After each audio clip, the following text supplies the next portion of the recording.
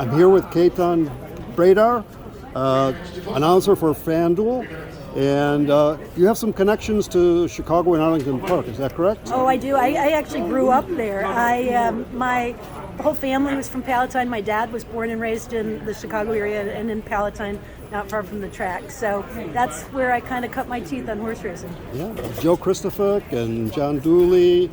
You've got Mike Joyce and Scott Hazelton all came from there. Did you know all them, Becky? I did. I actually watched Scott grow up, and I've known Joe for years and years. He and I have worked on a lot of projects together. And, I would say, too, that there's always been a relationship between Chicago racing and New Orleans racing. My dad was a van driver and owned a horse van company, and the bulk of his business was transporting between Chicago, and at that time New Orleans was the place to go in the winter because there wasn't any winter racing until at least February or March. So we had a different calendar, but you saw the same people. So I've kind of followed this and had the connections for years.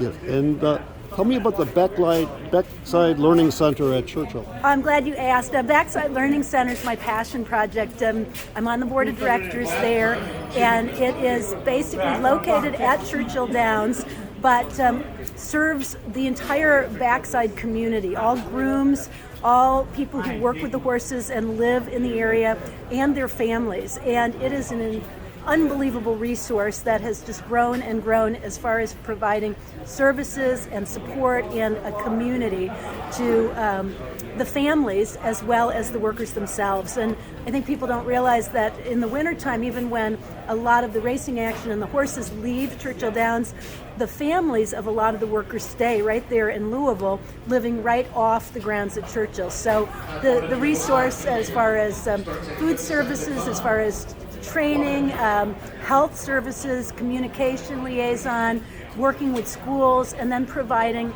support and networking, English as a second language classes.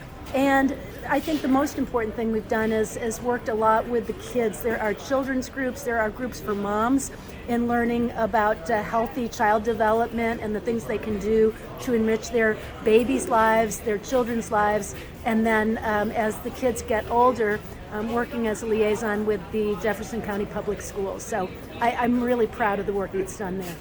Thank you so much, Kate.